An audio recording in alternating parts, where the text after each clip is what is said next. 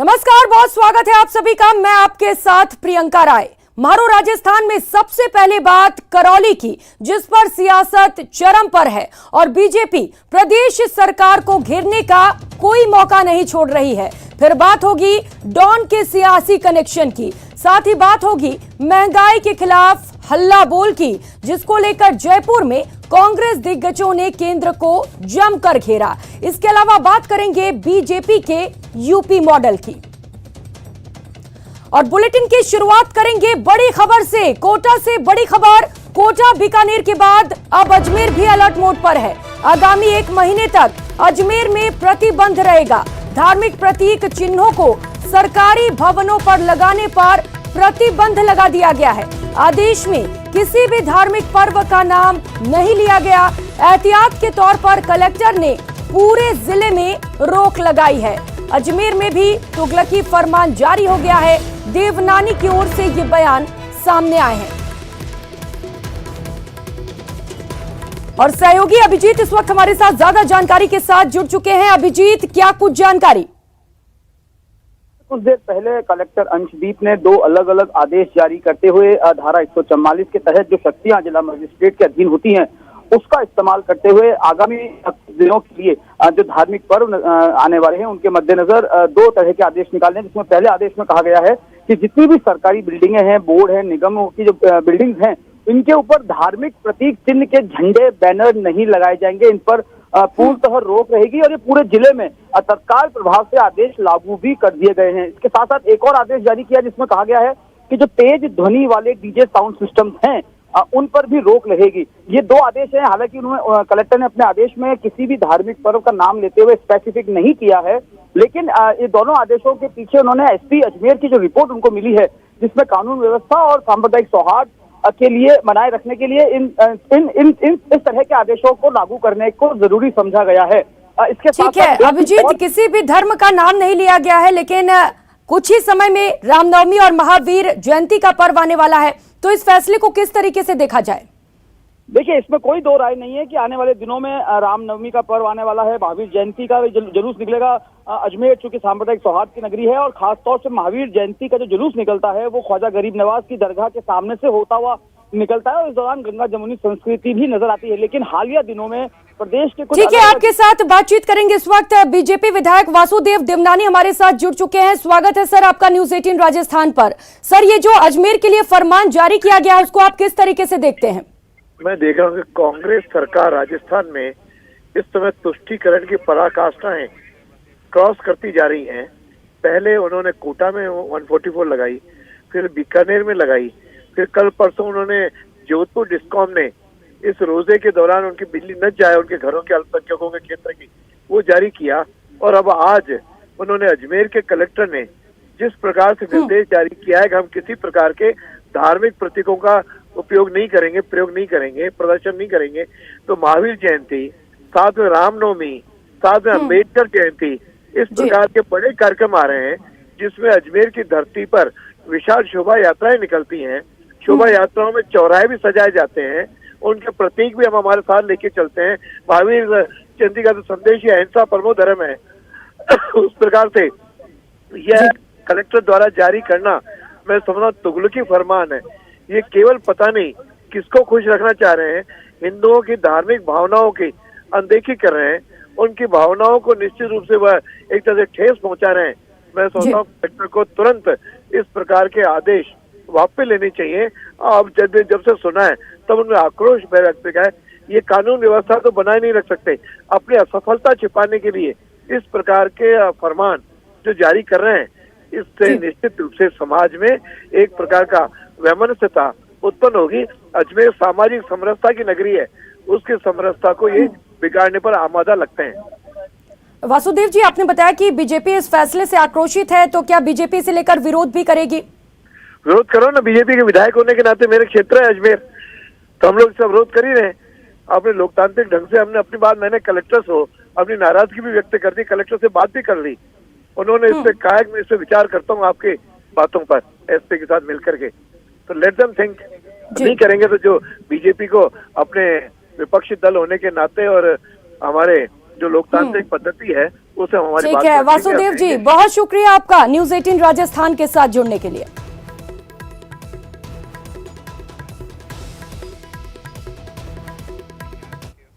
और रुक कर लेते हैं एक और बड़ी खबर का। जयपुर से इस वक्त की बड़ी खबर सामने आ रही है, जहां पर एसीबी ने बड़ी कार्रवाई को अंजाम दिया है। सांख्यिकी विभाग के दफ्तर में एसीबी ने कार्रवाई की है। बायोफ्यूल अथॉरिटी का प्रोजेक्ट डायरेक्टर ट्रैप कर लिया गया है। 5 लाख की रिश्वत लेते हुए सुरेंद्र सिंह को गिरफ्तार किया गया है। रूरल डेवलपमेंट डिपार्टमेंट का जॉइंट सेक्रेटरी इसे बताया जा रहा है। और ज्यादा जानकारी के साथ सहयोगी विष्णु शर्मा इस वक्त हमारे साथ जुड़ चुके हैं। विष्णु, बड़ी कार्रवाई की गई है एसीबी की ओर से, क्या कुछ जानकारी से लेकर? देखिए, एसीबी की जो है ये काफी बड़ी कार्रवाई है और अभी जो है जो सुरेंद्र सिंह को 5 लाख रुपए की रिश्वत लेते हुए एसीबी ने गिरफ्तार किया है। और आपको बता दें कि जो सुरेंद्र सिंह है वो जो जयपुर में बायोफ्यूल अथॉरिटी जो है उनकी जॉइंट सेक्रेटरी भी है। इसके अलावा उसके जो रूरल डेवलपमेंट जो अथॉरिटी है उसके सीईओ का भी चार्ज उनके पास में है। अभी जानकारी अभी और आना बाकी है, चूंकि अभी एसीबी की कार्रवाई चल ही रही है और ऐसे में और ज्यादा जानकारी जो अभी आना बाकी है। जी विष्णु, क्या घर और दफ्तर को सीज कर दिया गया है एसीबी द्वारा? देखिए, एसीबी की जो कार्रवाई है ये योजना भवन में जो सांख्यिकी विभाग का जो दफ्तर है वहाँ कार्रवाई चल रही है। एडिशनल एसपी जो नरोत्तम वर्मा है उनके नेतृत्व में जो है वहाँ पे कार्रवाई चल रही है और अभी एसीबी टीम सांख्यिकी विभाग के जो दफ्तर है वहीं पर है। उसके बाद साथ में जो सुरेंद्र सिंह का जो घर है वहाँ भी जो एसीबी की टीम को भेजा गया है। उसके बाद ही वहाँ पर सर्च शुरू होगी कुछ देर में और उसके बाद सामने आ सकेगा कि कितनी जो है संपत्ति उनके वहाँ पास मिली है। जी विष्णु, क्या एसीबी की टीम से आपकी बातचीत हो पाई है? आगे क्या कुछ कार्रवाई की जाएगी इस मामले पर? देखिए, एसीबी की टीम ने जो है कुछ देर पहले ही वहाँ पे छापा मारा है। इसके ऐसे में जो अभी बहुत ज्यादा जानकारी सामने नहीं है, ये सिर्फ इतना ही आया कि सुरेंद्र सिंह जो है उनको 5 लाख रुपए की रिश्वत लेते हुए गिरफ्तार किया। कुछ देर बाद और भी जो है मामला सामने साफ होगा और पूरा मामला। जी बिल्कुल, नजर बनाए रखिए विष्णु, लगातार आपसे जानकारी लेते रहेंगे। बहुत शुक्रिया आपका तमाम जानकारियों के लिए। और रुक कर लेते हैं एक और बड़ी खबर का। करौली हिंसा मामले में बड़ा अपडेट आपको बता दे।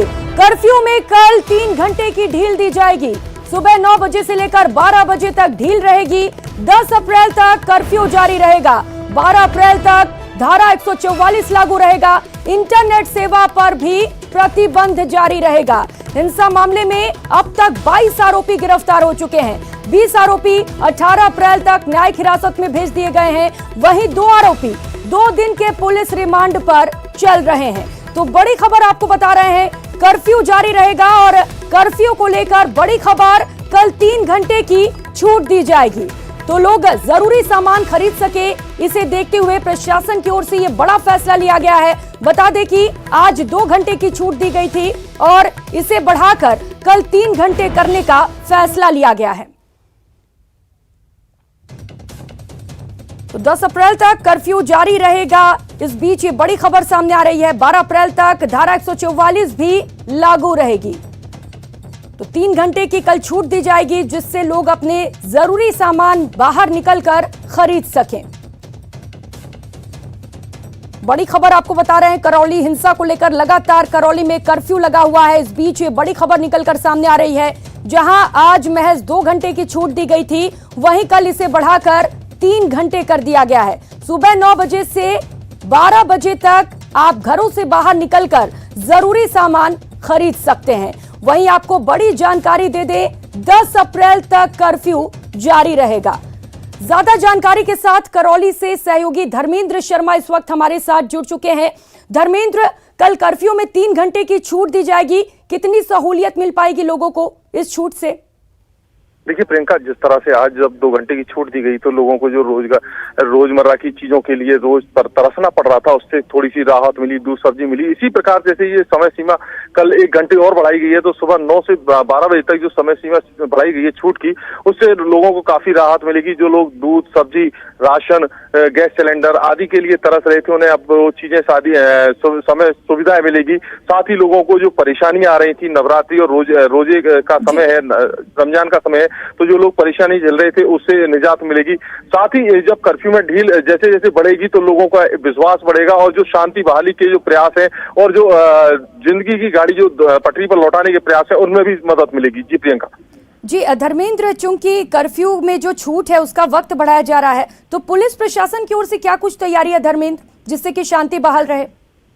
देखिए, पुलिस प्रशासन की बात करें तो पुलिस लगातार आज भी पुलिस प्रशासन ने गश्त की थी, शहर में लोगों से चर्चा की थी, लोगों से शांति की अपील की थी और शांति बहाली के लिए विश्वास बढ़ाने के प्रयास किए जा रहे हैं। जगह जगह पुलिस बल तैनात है और शहर के जो प्रमुख चौराहे, दरवाजे, प्रवेश द्वार हैं, उन पर भी पुलिस बल तैनात है और आने जाने वाले लोगों से लगातार पूछताछ कर रही है और उन्हें टोका जा रहा है, जिससे कि किसी प्रकार की कोई भी असुविधा नहीं हो और जो है किसी भी प्रकार की हिंसा नहीं बढ़े। साथ ही लगातार जो शांति समिति की बैठक है उनका दौर चल रहा है, जिससे लोगों में विश्वास बढ़े और जिंदगी की गाड़ी फिर से पटरी पर लौट सके। जी ठीक है धर्मेंद्र, बहुत शुक्रिया आपका तमाम जानकारियों के लिए।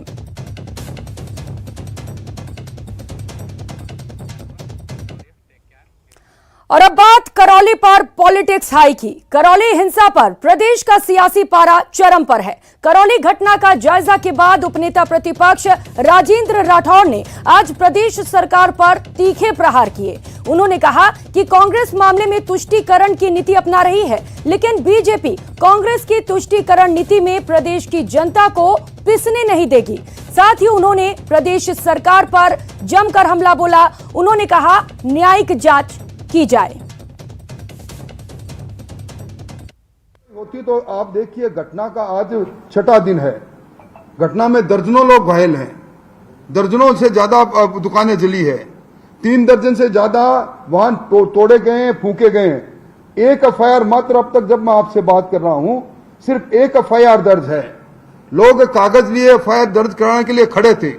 हमसे वादा किया था कि हम एफआईआर एक की दर्ज करेंगे, परंतु जब मैं आपसे बात कर रहा हूं तब तक एक भी एफआईआर दर्ज नहीं होना और निरपराध लोगों को लगातार गिरफ्तार करना और दंगइयों के बीच में सामाजिक संतुलन के नाम पर ऐसे लोग जिनका सिर्फ रैली में गए थे, नववर्ष पर रैली के अंदर भाग लेना कोई गुनाह नहीं है, भगवान राम का नारे लगाना कोई गुनाह नहीं है, भारत माता की जय कारा करना कोई गुनाह नहीं है। सरकार के पास अगर किसी प्रकार के प्रमाण हो, मुखिया जी ने किस आधार पर कह दिया कि पहले आपत्तिजनक नारों के कारण उत्तेजना हुई, जरा उन नारों को लेकर मेरा दावा, मेरा आरोप अगर उनके पास है तो कल ही प्रेस कॉन्फ्रेंस के माध्यम से उनको अपनी बात स्पष्ट करनी चाहिए। जांच कमेटी जो गई कांग्रेस पार्टी की, वो चुप्पी को घूम रही है। हिम्मत करके सामने आकर कहे ना कि उनकी जांच का प्रतिवेदन ये कह रहा है, हम इस जांच के प्रतिवेदन को बेखौफ होकर आपके हाथों में सौंप रहे हैं, सार्वजनिक कर रहे हैं और इसके आधार पर आगे कार्यकारी कार्रवाई भी करेंगे। वहीं केंद्रीय मंत्री शेखावत ने कहा कि करौली हिंसा मामले में 2 चीजों की जांच जरूरी है। पहला, पुलिस प्रशासन और सरकार का कितना दबाव था। दूसरा, उन सभी लोगों को बेनकाब करना जो दूसरों को प्रभावित करते हैं, उन्हें भारतीय नववर्ष मनाने में समस्या होती है। करौली दंगे के बाद में जो एफआईआर दर्ज हुई, उस एफआईआर को अगर पढ़ेंगे तो उसमें सब कुछ स्पष्ट है कि पहले से प्री प्लान था, इंटेलिजेंस का इनपुट था, एसपी को कहा गया था कि छतों से पथराव हो सकता है, छतों पे लोग खड़े किए जाएं और प्री प्लान तो था। अब 2 विषयों की जांच करने की आवश्यकता है। पहली तो ये कि इसमें पुलिस प्रशासन और सरकार का कितना दबाव था कि ऐसे गतिविधियां करने वाले, ऐसी कांड करने वालों को प्रश्रय दिया गया और रोका नहीं गया। किसके दबाव में एसपी ने ऐसा निर्णय किया, ये जानकारी होते हुए भी वो इसको रोकथाम के उपाय क्यों नहीं कर पाए। और दूसरा विषय जिसके ऊपर निश्चित रूप से इस राजस्थान में और देश में बहस होनी चाहिए, वो ये है कि भारतीय नववर्ष भारत में मनाया जाए, उसको लेकर के कोई उत्सव किया जाए, उसको लेकर के जिन लोगों के पेट में दर्द होता है, जिन लोगों को कष्ट होता है, वो कौन विचारधारा के लोग हैं, ये सब। और रुक कर लेते हैं इस बीच आ रही एक और बड़ी खबर का। सेना के हेलीकॉप्टर की इमरजेंसी लैंडिंग हुई है। जयपुर एयरपोर्ट पर इमरजेंसी लैंडिंग की गई है। सूरतगढ़ से जयपुर कैंट की ओर यह हेलीकॉप्टर आ रहा था। हेलीकॉप्टर के इंजन में तकनीकी खराबी के चलते ये लैंडिंग की गई है। जयपुर एयरपोर्ट पर सुरक्षित हेलीकॉप्टर की लैंडिंग हुई है। हेलीकॉप्टर से बाहर आए सेना के अधिकारी और जवान। तो ये बड़ी खबर आपको बता रहे हैं जयपुर से, जहां पर सेना के हेलीकॉप्टर की इमरजेंसी लैंडिंग हुई है। बताया जा रहा है कि तकनीकी खराबी के कारण इस हेलीकॉप्टर की इमरजेंसी लैंडिंग हुई है। और कर लेते हैं एक और बड़ी खबर का। दौसा डॉक्टर सुसाइड केस से जुड़ी ये बड़ी खबर आपको बता दें। सुसाइड केस में एनएसयूआई का बड़ा नेता गिरफ्तार हुआ है। एनएसयूआई का पूर्व प्रदेश सचिव हरिकेश मीना गिरफ्तार किया गया है। प्रसूता के मौत के बाद हुए हंगामे के दौरान हरिकेश वहां मौजूद था। हरिकेश ने ही अपने हाथों से डॉक्टर अर्चना के खिलाफ एफआईआर लिखी थी। हरिकेश मीना द्वारा ट्वीट भी लिखा गया था और हस्ताक्षर भी किए गए थे एफआईआर पर।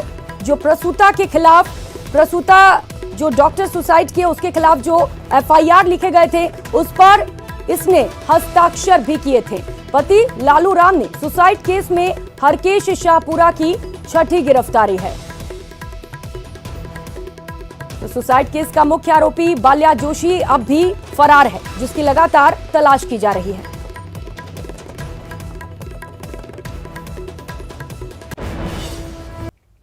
ब्रेक के बाद आप सभी का स्वागत है। क्या देवा गुर्जर राजनीतिक साजिश का शिकार हुआ या उसे दोस्त की गद्दारी ने मार डाला?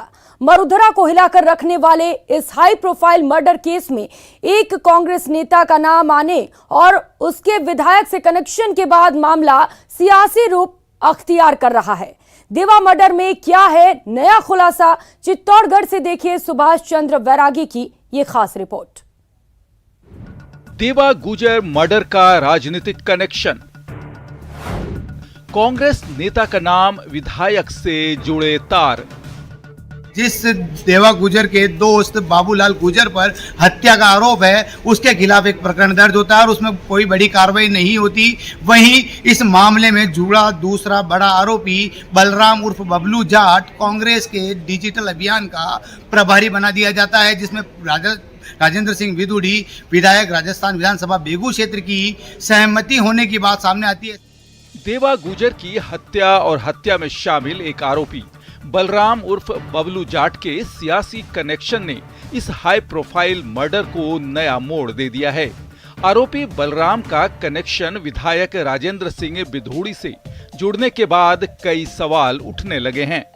अभी इसमें एक अभियुक्त का नाम आ रहा है, वो कांग्रेस डिजिटल सदस्यता अभियान का प्रभारी भी है।